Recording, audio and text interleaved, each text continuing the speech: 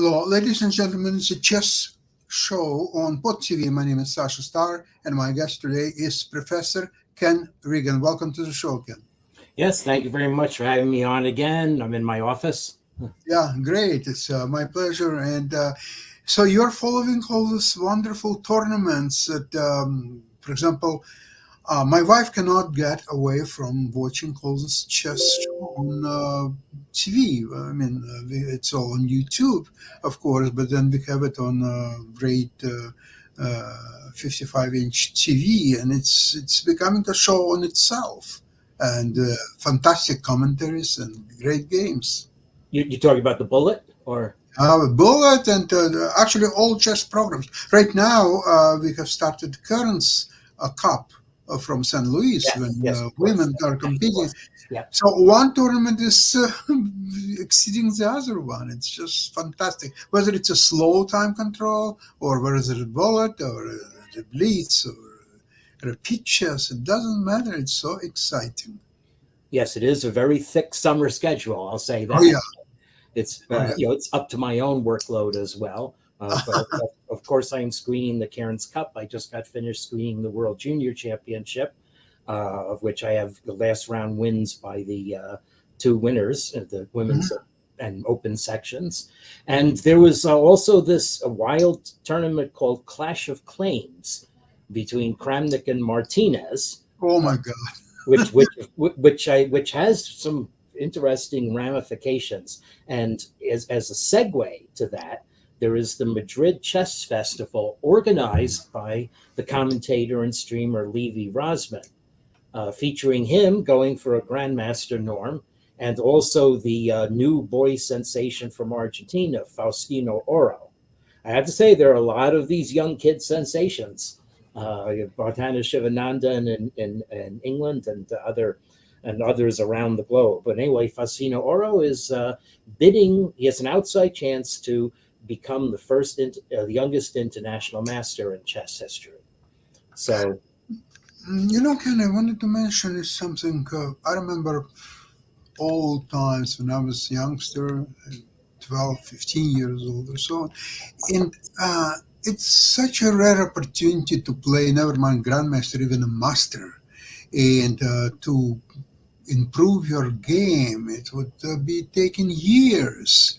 right, And of course, it's a pre-computer epoch. So the only way you could learn chess is when you were playing a master or even candidate, master's strong candidate, and then you would analyze after the game is over. You would analyze with him, and you could learn quite a bit about how they right. evaluate positions and how they would each move they would have in their plans. And now these days, these youngsters they're playing unlimited number of ballot game and. Doesn't matter the rapid games and blitz games and they Playing online, and they online and they're learning from the commentate. computer quite a bit and so right now it's a different game altogether. When I was their age, we bought Shahovsky and Formator, and it Yeah, was a special treat that some of the games had the language independent commentary, so you gravitated to those first. yeah.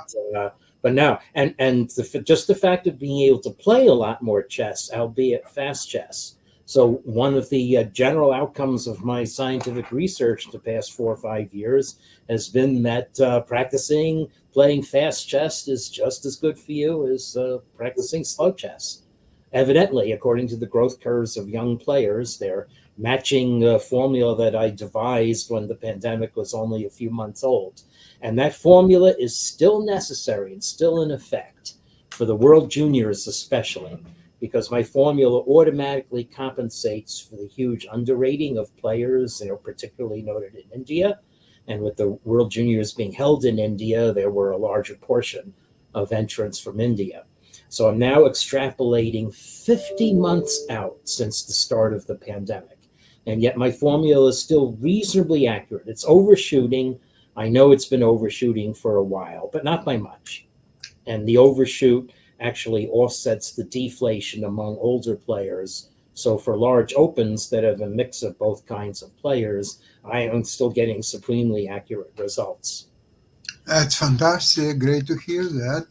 Any games that you notice would be of Yes, well, I'll feature a game by the clear winners of both sections of the World Junior Championships, um, and I'm going to do the women's one first because it shows a game. No, I'm going to do the men's one first. I'm sorry, no, I'll do the women's one first. It's shorter, and then the men's fit game shows a truculent battle by a player who did not want to win on tie breaks.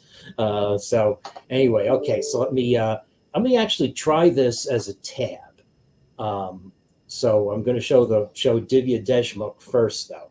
Okay, Okay. so so now do you see Divya Deshmukh against her No. opponent? Okay, against whoops, let's see now, Krasteva Beloslava.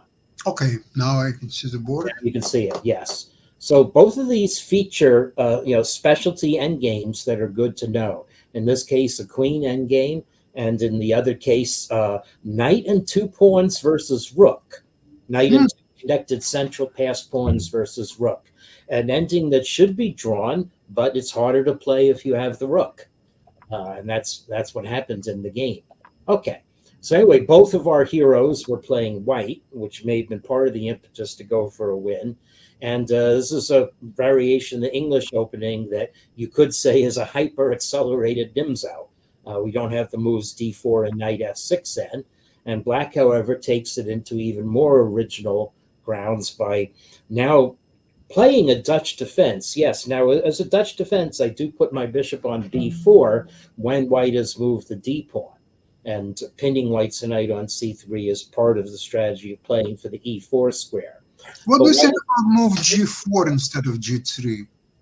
Oh, that's true. Yeah, g4. Does the engine like it? Let's see. Yeah, the engine does say that white has an advantage, a definite advantage, and that's always the case with the Dutch defense. And it's gravitating on the edge of what Larry Kaufman considers a possibly objectively lost position, according to the modern engines, if the eval gets over 0.7. But yeah, g4. Modern way to play, and however, it says that this is conceding an advantage to black, that maybe white does not have a follow-up. There isn't the usual play on g4 and h5 that you would get from this line.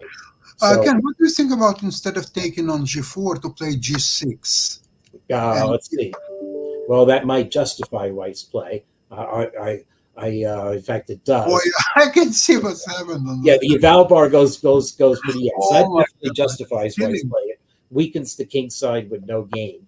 So, Yeah. but g4, I have to say, g4 is better. Actually, the engine, after thinking a while, thinks it's better too, because g4 and h3, I think actually is a very dangerous way to play for white. Let's go see. And that's another hazard of the Dutch defense, is people are probably going to find that these bayonet type attacks are going to be very strong. Okay, well, if black captures on h3, white gets an edge. Apparently, this is okay, however, if black counterattacks. All right, fruit for analysis. So, not clear that this is good for white, but there is, however, nothing wrong with g3, and the real point is because white has not played d4, white can put the pawn on d3. And when I played f5 as black, I hate it facing that kind of setup. So white. What thing is also, by the way, is the first four moves have already established this as a no safe haven game. Okay? Exactly. Everybody is playing for a win, and they need The move f5 is always justified if white already played d4. But because pawn is on d2, it could be played on d3 just as well. Yeah. And interesting to note, this was the first board pairing in the last round, but Divya Deshmukh had already played her closest competitors. So she was paired down to someone with 7 points when she had 9 herself coming into this game. So that also explains part of the unbalanced nature of it. Black was probably gunning for a win in order to get into a tie, maybe for fourth place, I guess, whatever 8 out of 11 would have been. Okay. But anyway, Now play is fairly normal, but again, black has given up the two bishops and is captured on c3, but black has not won the e4 square as compensation for this. Okay, so now white plays d4, and now I guess this is okay for white. In fact, the engine thinks white should have played knight d4, instantly hitting e6, uncovering the bishop, and then follow up with f4 to keep black's knight out of e5, and then you have d3 and e4 coming, and I think that is actually the better way to play for white. Or white can play b3, improving the position of the other bishop. So now the game is actually, this is pretty normal channels, and although the computer says 1 point advantage for white with knight e4, I'm not unhappy with black in this position, and I probably will, well, I don't know, yeah, the only thing is white's queen on c3, I might not get e5 in. So anyway, white plays this way, which I don't think is very effective.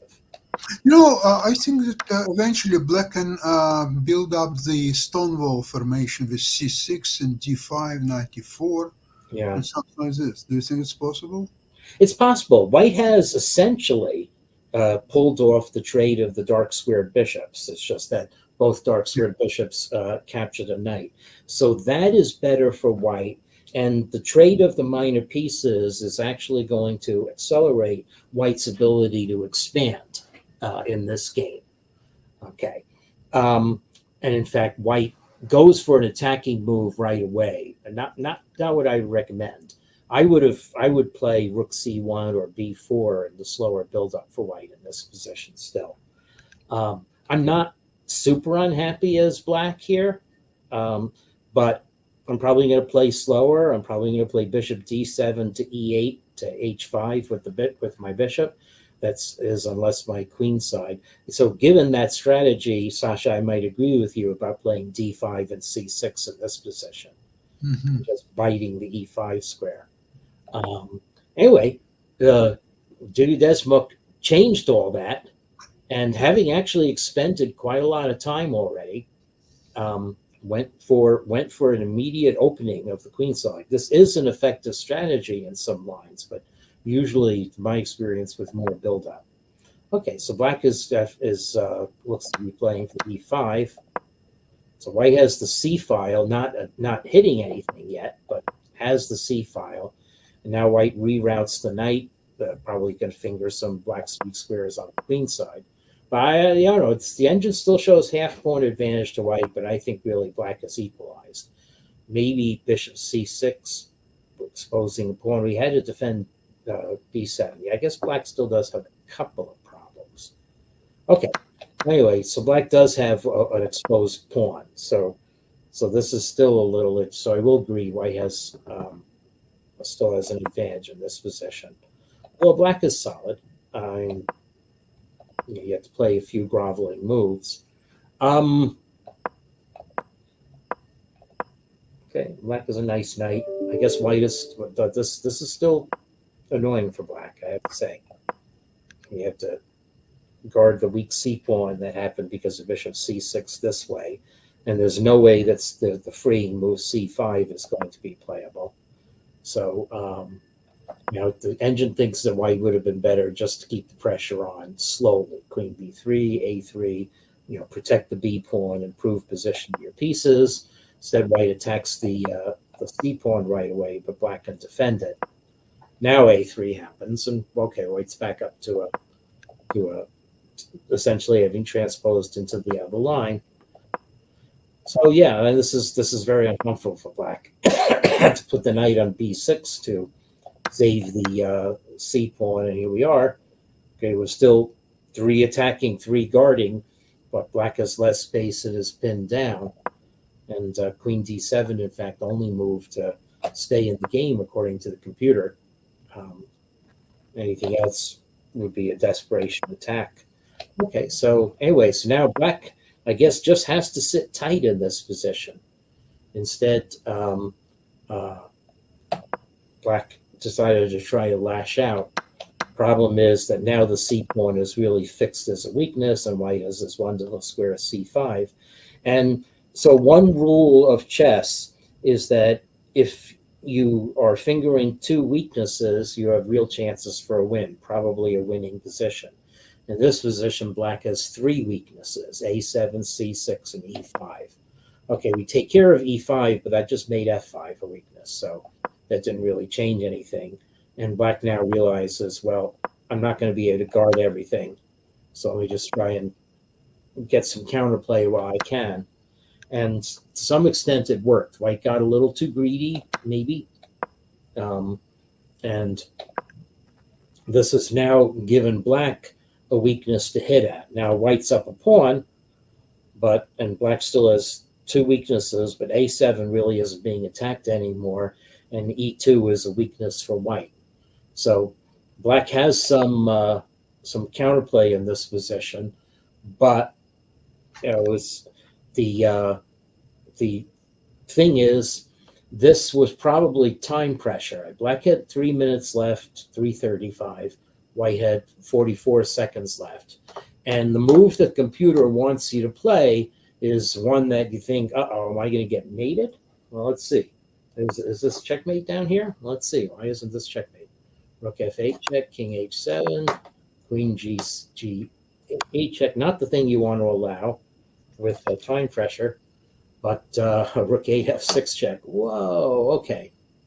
Okay, so it comes down to evaluating how the position with queen versus two rooks is. And part of the problem, what's very cute about this position, is that white has this intermezzo check, okay, which is effectively going to create a position where, if you put the rook on f7, then white will take, and if you take with the king, then c6 falls. And so black's best is to put the king here, and now black's pawns are messed up. Okay, it's still reasonable to play for the two rooks. The two rooks will have things to do, so maybe this isn't so clearly winning for me.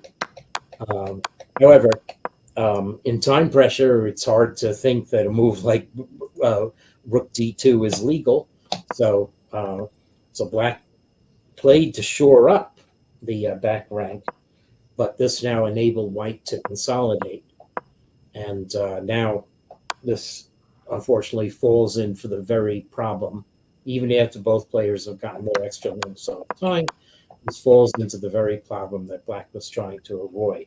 So one general rule of thumb is a queen ending, a pawn down with pawns on both sides of the board, is generally lost. So white is going to bring about such a queen ending in a few moves. Here we are. And white just has to make sure that black's counterplay is not going to take effect. Okay, now we have a pure queen ending. And this, in fact, enables white to trade off into a clearly winning king and pawn ending. And that's how Divya Deshmukh won. So masterful game by white. Very strong positional play from this 18-year-old young lady. Agree. Yeah, very impressive. Okay, now we're going to see similar endgame ability, precocious endgame ability, by the winner of the boys section.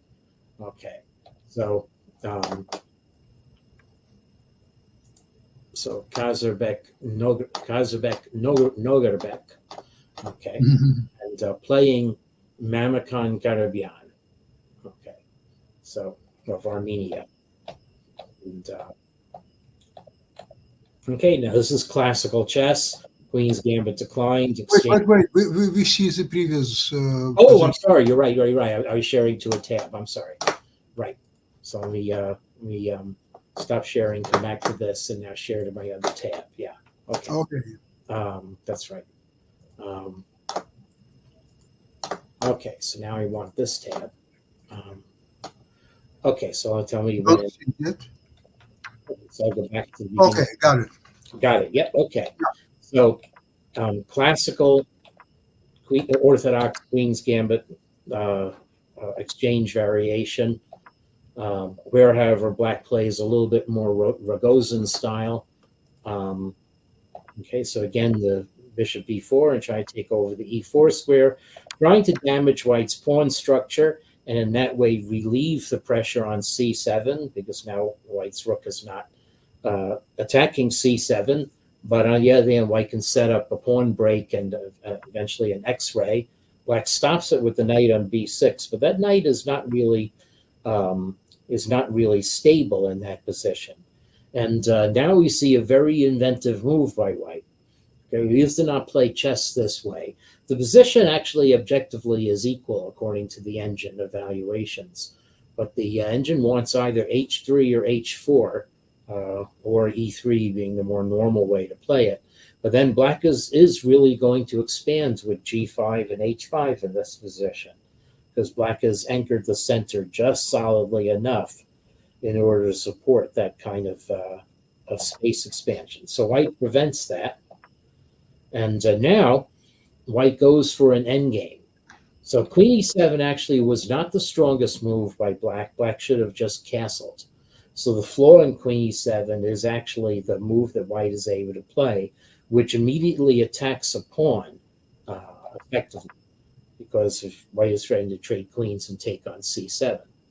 So, okay.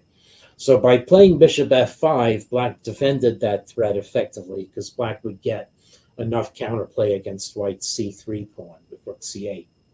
But anyway, white put the knight in, white's redeploying the knight, and now black was a little too cavalier here about the other point of knight e5 was to kick black's knight out of the center.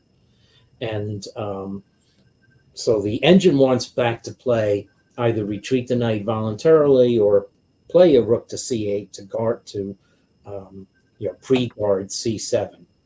Instead, this move would have allowed white to get up to break through with very interesting play. Let's just see this variation.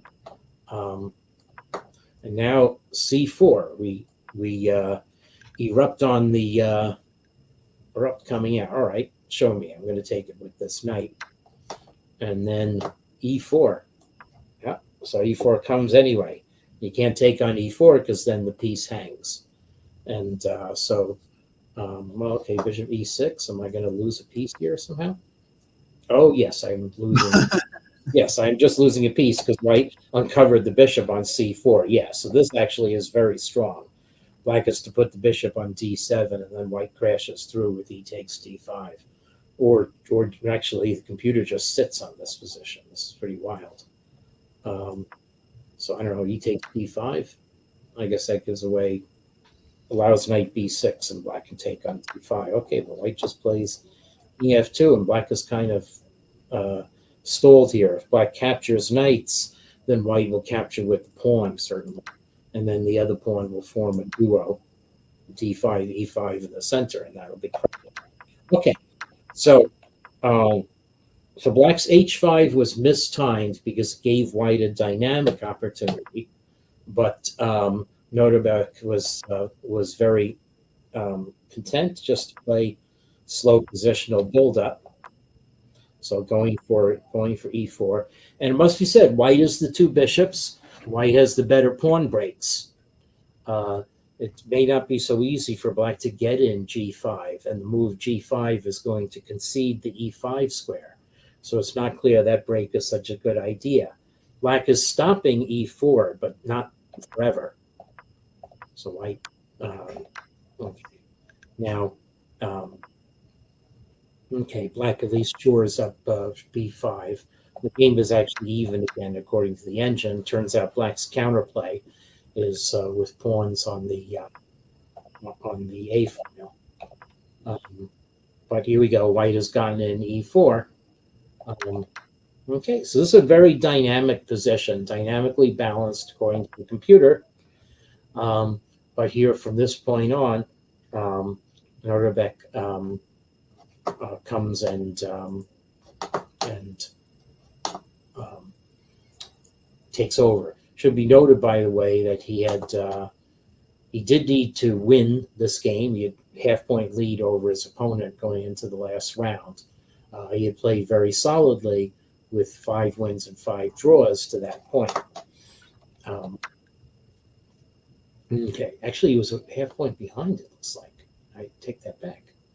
So definitely needed to win. Okay, so now white is more space on this side of the board. So we can just enjoy what is really a very dynamically well-matched position. The engine says the black should have played the rook to h7 instead of h8. I would have to analyze really to see what the reason is. Reason has something to do with white playing knight d6, and yes, actually the point is that a knight d6, if black's rook were on h7, it could defend by playing to c7, but knight d6 is keeping the rook from defending by going to c8. So let's take a look at this. And if black plays rook to c7, the flaw in that is that the rook is no longer guarding this pawn, and the pin on the b file allows white to eat the other piece that's dangling. That needs to be guarded by the b pawn.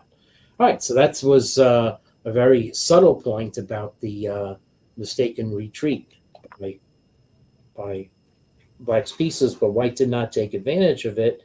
Instead, white played more brusquely, rook d4, and that gave black a nice tempo, both to defend the d6 square and step out of the pin. Okay, but it says black needed to play bishop d3 here. Boy, bishop d3 looks very dangerous to me. Like bishop possibly getting trapped. Well, King f3 could fall. Yeah, well, your king f3 after playing d5 check, but probably just as well if you play it first. Yeah. Well, a3. I mean, black is the a pawn actually is what keeps white from executing the threat to play rook d1. So black is still in this position. Whereas the problem with bishop b3, wait a second, it's hanging. Well, it's not hanging because black can queen the b pawn if white captures on b3 and plays rook takes a7. That's very cute, but it's hanging in a more general sense that it creates a situation that black has to defend. So this says the white should just play king e2 or king f3. King e2 is what I would play. Bring the king closer. Right. Yeah, better. Anyway, white forced the issue right away. And it says with rook b7, boy, how would find to move rook b7? That's black found it.